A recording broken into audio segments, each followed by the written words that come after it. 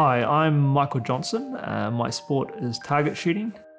I had a motor vehicle accident in 1996 and I was just sort of getting back into rehab and getting back into life, and went back to tech, and I was studying. Paralympic Auckland, they sort of took care of people with physical disabilities and got them to sport and recreation. I went along and they had a brochure on target shooting, and they were super enthusiastic to get me into the sport, so that's what got me going.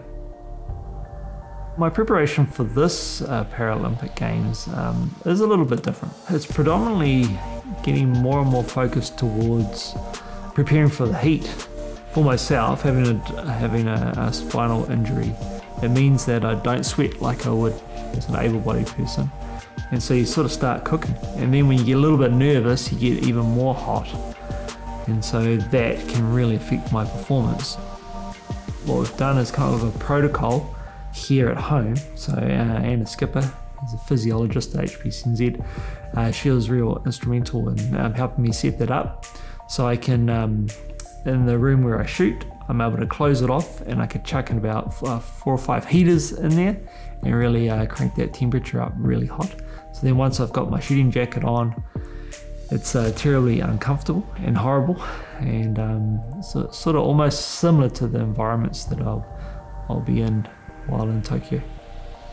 One piece of advice, if I could pass on, for these Paralympic Games or any Paralympic Games, or any time that you're competing, is really don't sweat the small stuff. Just be there, just focus on what you're there to do. You've got to rely on all those years and years and years of your training, pulling the trigger a gazillion times. It becomes something that you don't think about. It just becomes like a natural reaction.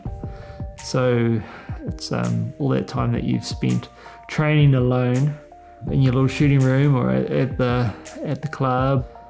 It's all that hours of preparation that comes into your first shot and then to your last shot. It's like, don't be afraid, just go for it.